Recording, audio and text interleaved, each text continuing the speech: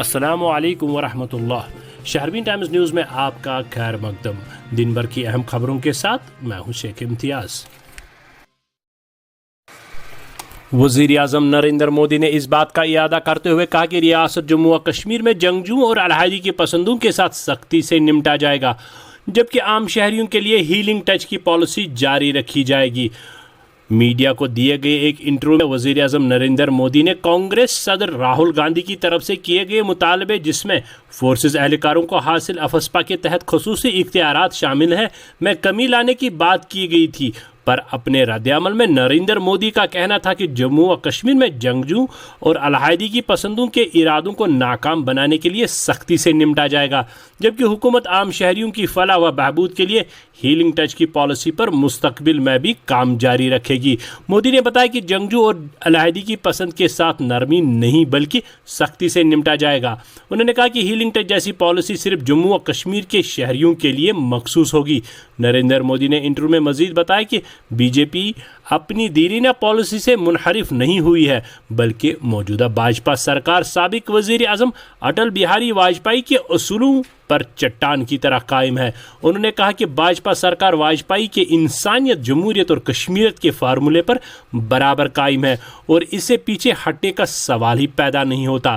بھاجپا سرکار اور بھارت جموں و کشمیر، لداخ کے عام شہریوں کو مزید ہیلنگ ٹچ دینے کو تیار ہے، تاہم جہاں تک جنگجو اور علیحدگی پسندوں کا تعلق ہے ان کے ساتھ سختی سے نمٹا جائے گا۔ ہمیں اس بات کا واضح طور پر احاطہ کر لینا ہوگا کہ ہیلنگ ٹچ صرف عام شہریوں کے لیے ہے، جبکہ جنگجو کے ساتھ سختی سے نمٹا جائے گا۔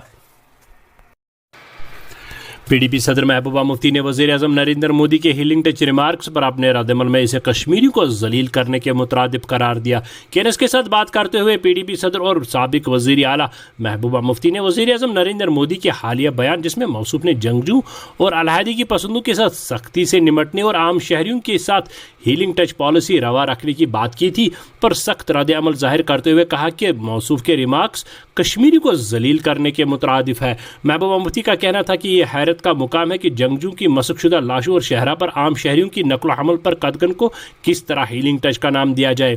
پی ڈی پی صدر کا کہنا تھا کہ نریندر مودی نے انٹرویو کے دوران جنگجو اور علیحدگی پسندوں کے لیے ہیٹنگ ٹچ اور عام شہریوں کے لیے ہیلنگ ٹچ کی پالیسی متعلق بات کی ہے، لیکن یہ انتہائی حیرانگی کی بات ہے کہ اہل خانہ کو جنگجو کی مسخ شدہ لاشیں بھیجنا، سری نگر جموں شہرہ کو عام شہریوں کی نقل و حمل کے لیے بند کر دینا اور کشمیری کو گرفتار اور ذلیل کرنا کہاں کا ہیلنگ ٹچ ہے؟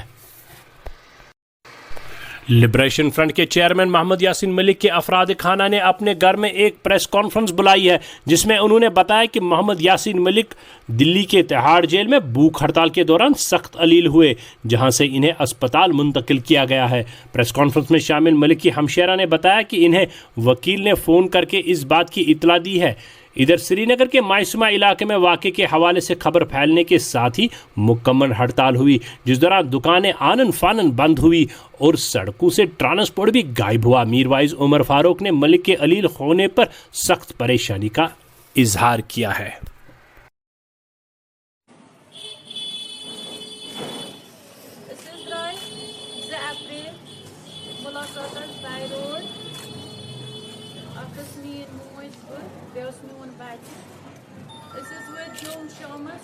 شامس بوز اس نیوز سہ دلی نیومت ام پتہ آئس تریم دہس واپس ملاقات رست تمہ پہ ونیک تام وکیل ست کنٹیکٹ کہ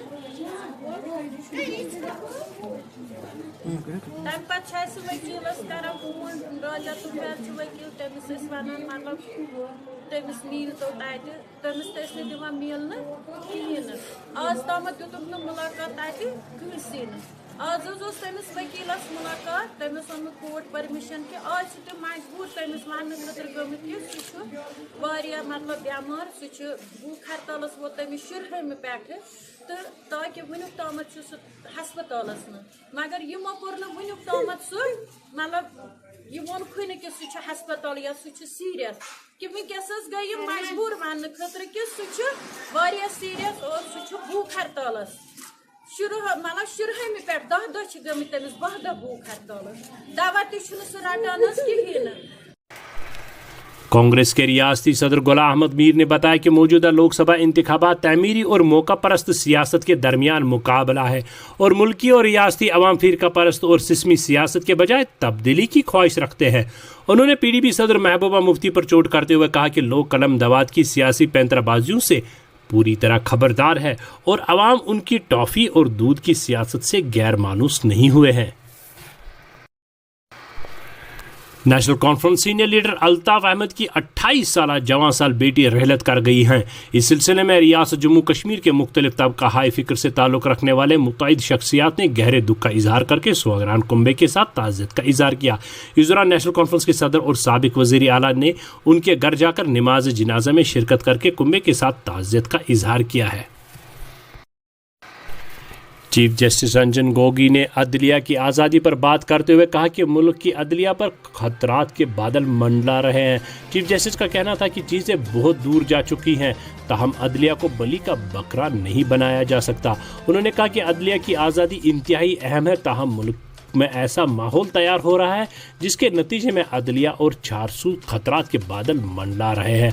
उन्होंने कहा कि मैं अपनी जिम्मेदारियों को आखिरी दम तक ईमानदारी और जानिबदारी के साथ निभाता रहूँगा। उन्होंने कहा कि चीज़ें बहुत दूर जा चुकी है, ताहम अदलिया को बलि का बकरा नहीं बनाया जाना चाहिए। गोगोई का कहना था कि मुल्क की अदलिया आज़ादाना तौर पर अपनी जिम्मेदारियां निभाती रही थी, ताहम कुछ अरसे से अदलिया को गैर मुस्तहकम करने के लिए बड़े पैमाने पर साजिशें रची जा रही है।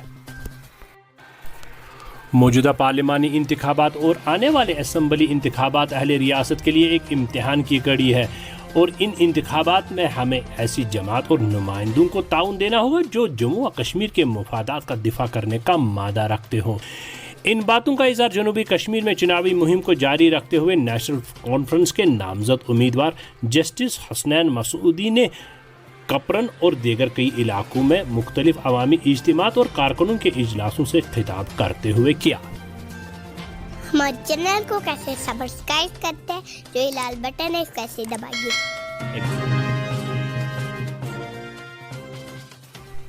इसके साथ ही आज के इस प्रोग्राम का वक्त हुआ चाहता है। इजाज़त दीजिए। फ़ी अमानिल्लाह।